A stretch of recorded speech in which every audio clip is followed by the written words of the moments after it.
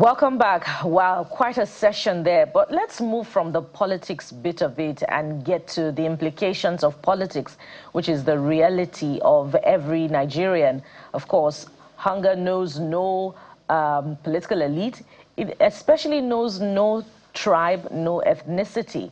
And in fact, everyone is buying petrol for between 1,400 and 245 naira per litre and 1,400 naira per litre, depending on which part of the country that you're in. And so what are the interventions to that effect? Let's get up close with the humanitarian situation in the country, of course, which has been exacerbated by the insecurity challenge and sometimes, by climate change in different parts of the country. How far have those interventions gone to improve the standard of living of those living beneath the poverty line, and of course helped to resettle Nigerians who have been displaced as a result of insecurity? And so speaking to this now, a report launched yesterday also showed that the national poverty headcount has risen sharply from a baseline of about 49.8% to roughly 63%, especially following the subsidy removal before moderating slightly after the introduction of social protection measures. And so let's talk to someone who should know about these figures and, of course, talk to us about those interventions that government is providing to cushion the impact of subsidy removal and, of course, in other areas of poverty reduction. Joining us now from our Abuja studio is the Minister of Humanitarian Affairs and Poverty Reduction, Dr. Bernard Doro. He joins us from our Abuja studio. Dr. Doro, good morning and welcome to the Morning Brief. Good morning. Thank you for having me. Let's begin with the social investment program. And of course, there's been an update to that effect as the federal government has told us that more Nigerians have now benefited from it following the disbursement of 688 billion naira to households across the country under the cash transfer scheme. So give us a sense of the beneficiaries, especially as the program is anchored on the national register. Help us understand how Nigerians can access this cash, the national register, and how it has been made transparent, and the category of Nigerians under this register. Right, so I guess you are referring to the household prosperity and empowerment cash transfer, the HOPCT, which we offered, or open ourselves to the media recently to provide clarity on what the program has achieved so far. So the HOPCT is a federal government flagship program that is meant to cushion the impact of the economic reforms of the federal government. This is targeted to reach 15 million households. The program offers 75,000 naira in 3 tranches, so 25,000 per tranche to vulnerable household in Nigeria. This program so far has reached about 9.47, about 9.7 vulnerable household. So it's intended to cushion the effects of the macroeconomic reforms and targeted to the poorest of the poor. It is anchored on the National Social Register, and the National Social Register contains about 19.7 million households, the poorest of the poor in our country.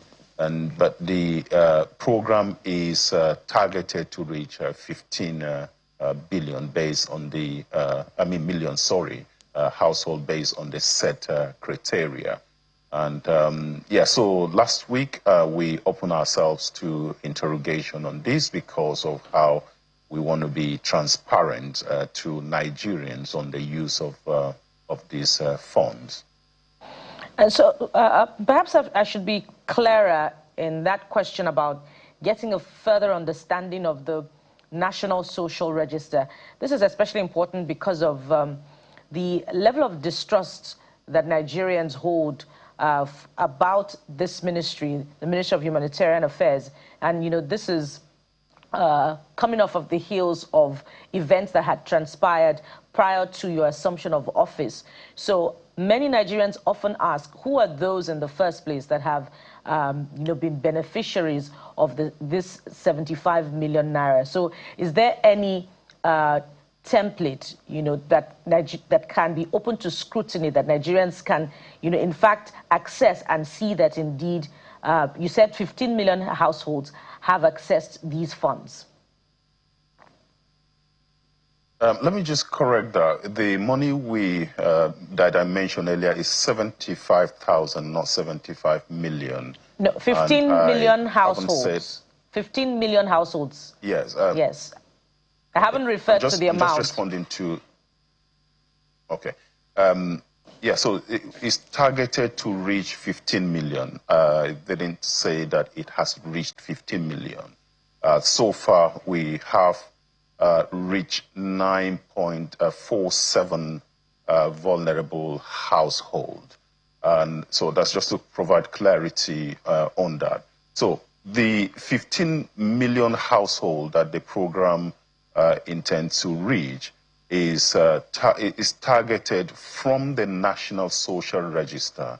And I did mention earlier that the National Social Register is a register of vulnerable households in Nigeria that contain about 19.7 households. And so this National Social Register is a robust process. It is not everyone that is in the register at the moment. And of course, Nigeria has a huge population. So sometimes when you say that if you have 19.7 vulnerable households, that translates to probably about slightly over 70 million Nigerians that are captured in that register. And since we have a population of over 230 million, you can see that that is not up to 50% of the country. So if people are saying they're not on the register, it's possible, but it's a product of community involvement. It is a very robust process. First of all, we involve the community to be able to communities to be able to identify what poverty means to them and who is poor amongst them. And so that process goes on. And then we use a set of criteria, over 100 different items on that criteria based on global best practices to be able to identify who is the poorest of the poor. And so the register is actually geotagged, and you can trace that to the very household through coordinate points of the individuals in that register. So it is a register that reflects the actual individuals. And this register, for us to pay people, you have to be validated also using the National Identification Number, NIN, and also the bank verification number. So we don't just reach out to people that are, the people we reach out to are actual real people. And so I cannot emphasize the process enough, overemphasize it enough, because just to provide some assurances to Nigerians. I know, yes, people always will want to refer to the past. What I say to people is, since assumption of office, I've tried to engage different stakeholders. I've tried to engage the media. Last week, like I said, I opened myself up to the media and through a media interaction and engagement that we have. And I responded to questions that we are asked. I've been reform-minded and I've been transparent since assumption of office, so I can rebuild trust with Nigerians. Every kobo that we say we have delivered has been delivered to real people. Yes. Yeah. Honorable Minister, I don't know whether you're gaining ground with that trust. Nigeria is a low-trust society. The trust quotient is very low. I'm sure you're very familiar with that. The average Nigerian believes that the average politician is a thief. That is the perception. So you have to walk back. You know, the law says you're innocent until proven guilty. But when you're in public office, you're guilty already. You have to walk your innocence out. So you can understand. So first question I want to find out from you, do you think you're making inroads in terms of the rebuilding trust? Because one of the challenges, I'm looking at the register. In fact, I went straight to my own local government area in Akwa Ibom to find out how many people are on that register.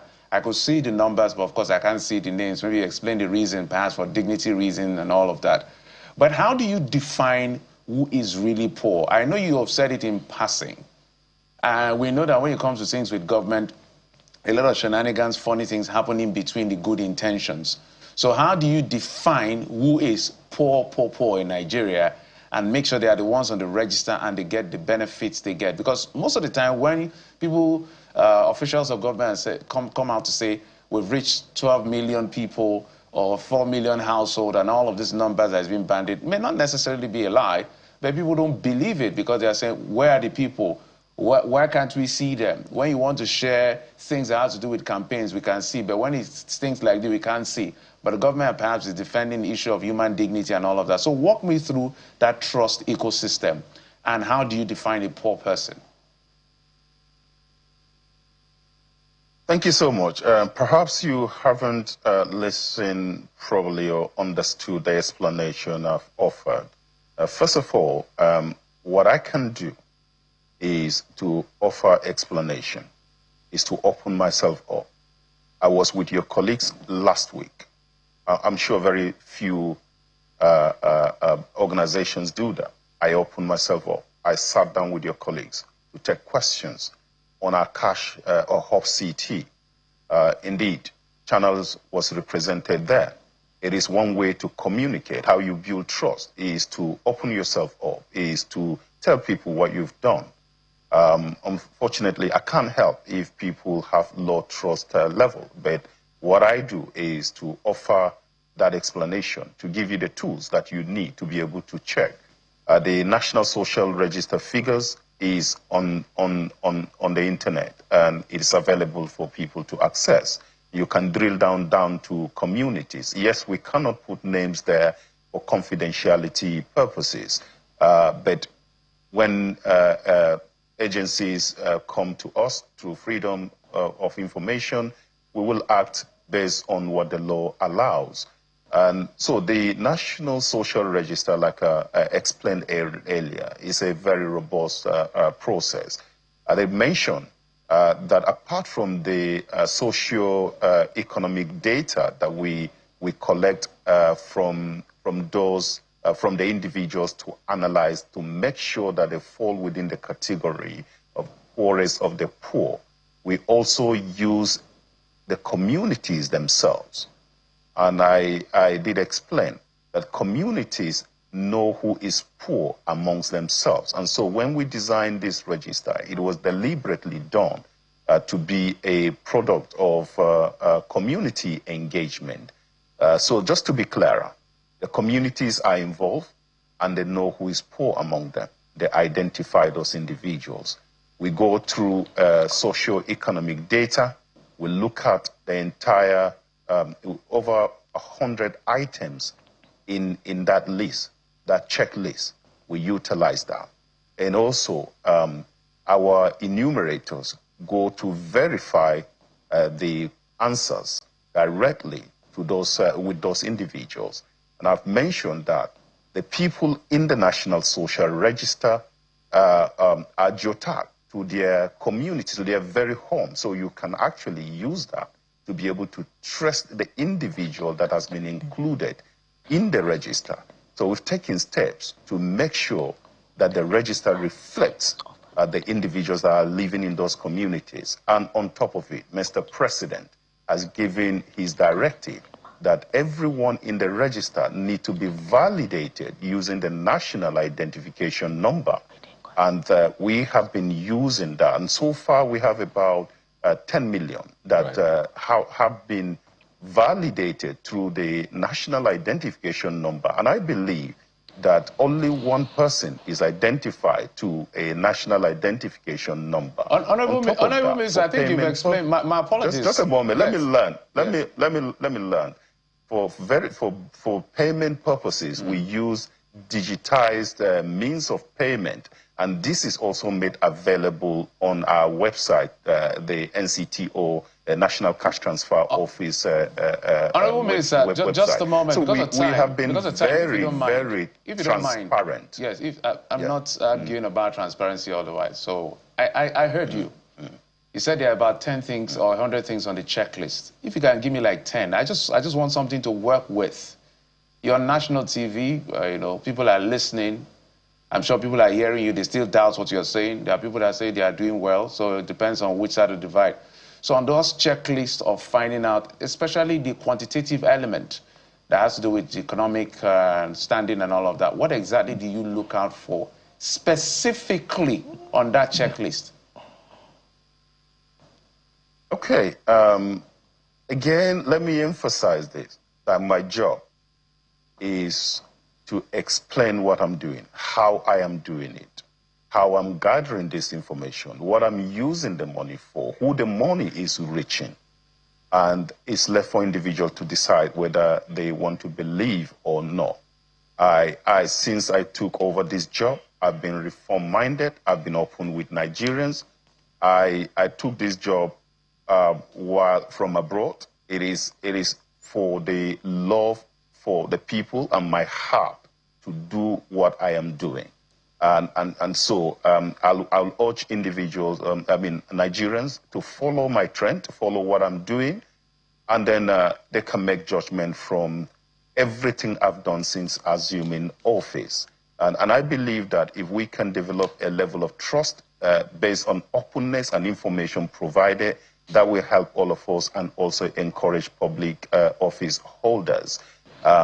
So I can only do my best in that regard. Now, let me come back to your question regarding the items in the, the criteria we use. First of all, when we go to a house, there are, like I said, tons of them. For example, the way the house is a factor. What roof is used on the house is something we use to analyze. Is there a car in that house? Is there a means of transportation in that house? We use that. Do the people in that house work? How much do they earn from the work they do? We use all those information. And how many children are in that house? What is the overall income for that house? And quite a number of things that I cannot recall them offhand, every item. But like I said, we use over 100 based on global best practices. All right, so let's talk about what's happening right now. You've lived in the UK, studied in Nigeria, spent a lot of time in the UK, particularly in the health sector. So I know you should understand how things like this impact people. And I'm talking about the current economic situation, the price of petrol, how this is plunging more people naturally into poverty because it's eating into their disposable income. If you're spending less than 1,000 naira on petrol, maybe to power your small generator or to power your grinding machine, now you're spending more than that. So your profit is being eroded naturally. The point is, this is really impacting the poor more than ever before. So I'd like you to speak to what your ministry is doing right now, either what you're already doing that is maybe catering to this impact or something you have begun to at least ease and cushion the effect of this, the war, the rising price of crude. Well, it's come down a little bit, but the price of petrol is still more than it was before. What specifically is your ministry doing to ease that humanitarian hardship, particularly on the poor right now? Thank you very much for that question. Let me say that the Household Prosperity and Empowerment Cash Transfer is meant for this very purpose as a shock response to the what we are observing because of the economic reforms. Obviously, there's side effects to this. While the reforms have brought some very good news, positive steps on the economy, there's also the side effect that has to be dealt with, and that is what you've just explained. And so that is the main reason for the Hub City program that we have instituted. And we are still also looking at ways that we can, especially with the current rise in pump prices and what have you, the ministry is looking at ways to reach additional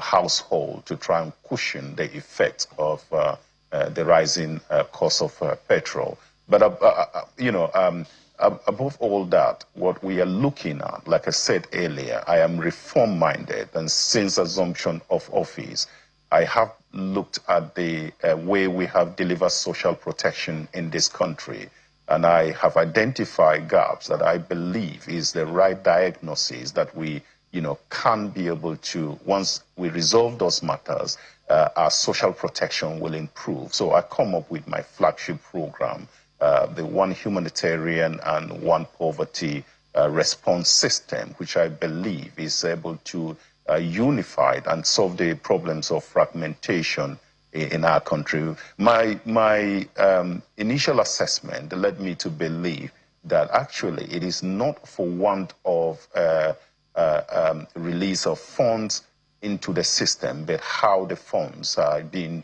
deployed to be able to create a maximum effect, and identify fragmentation and working in silos as some of the major reasons that are leading to the impact not being felt by Nigerians. So I came up with this flagship program, which has recently been subjected to a technical session and is well received by our development partners, the civil society organizations, and the players within the ecosystem.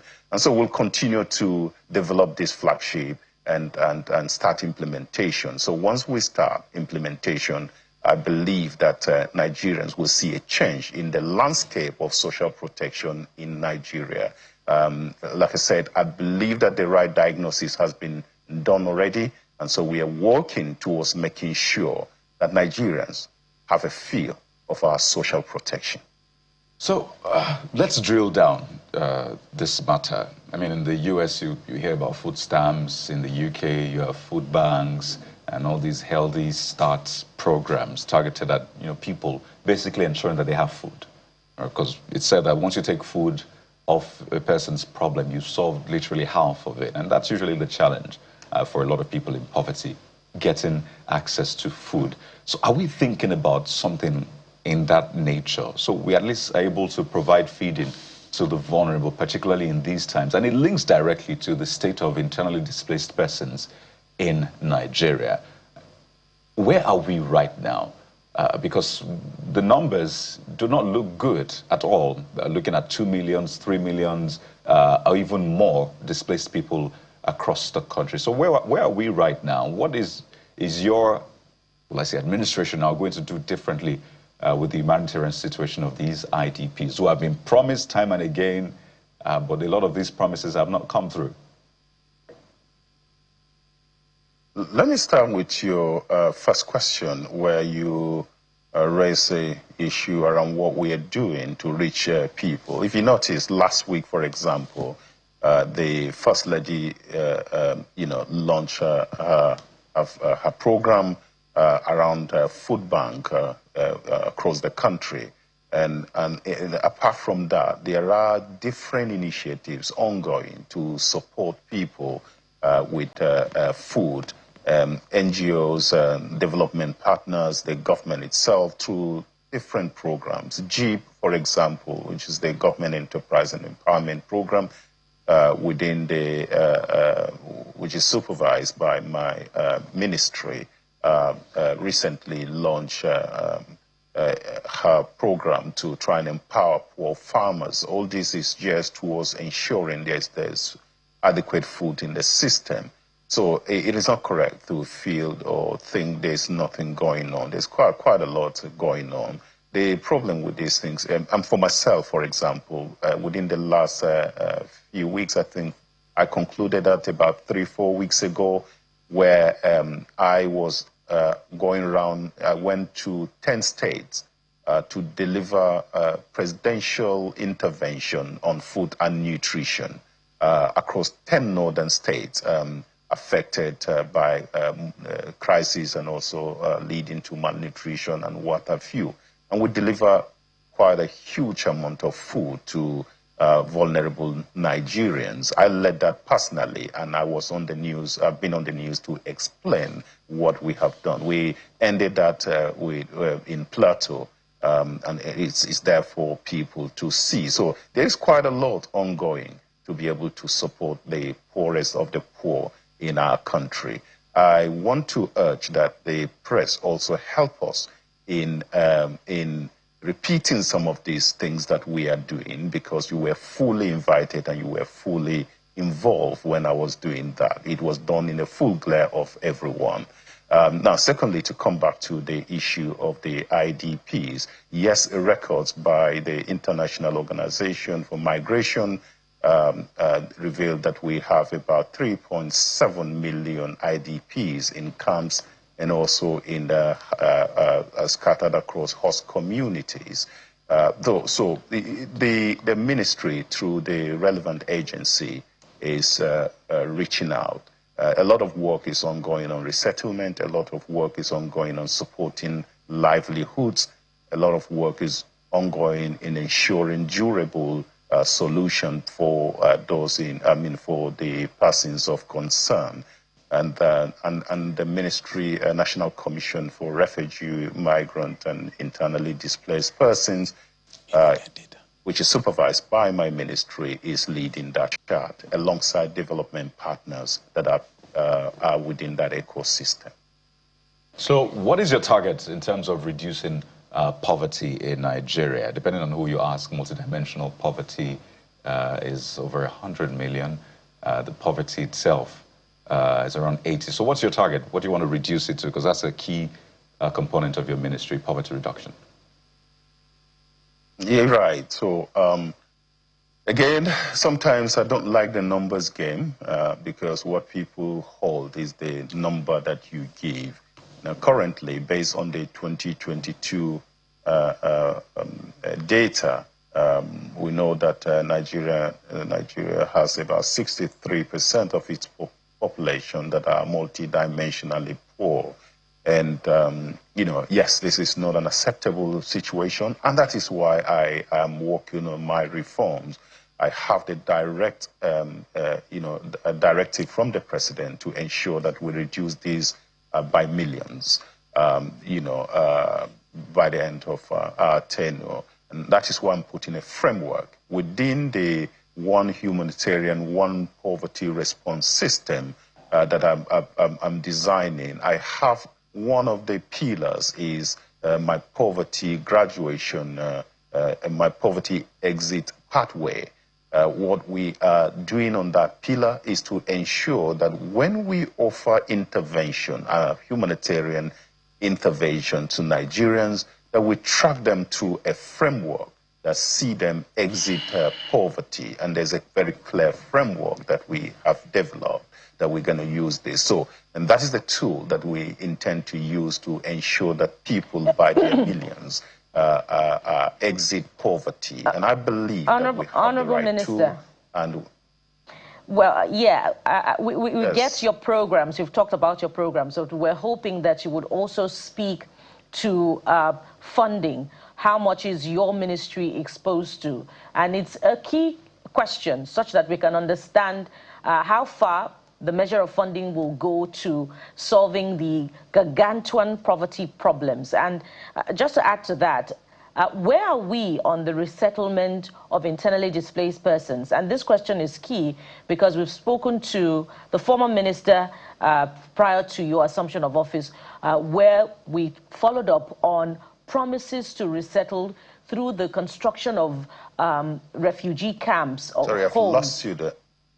I was talking about the promise to resettle IDPs through the construction of homes under the former, minister. We understand that refugee homes were being built across states of the Federation. So where are we on the promise of resettlement of IDPs from Benue to Borno? What is the intervention of the federal government to that regard? And we'll also like to know about the funding available to your ministry. How much has been released? How much are you working with?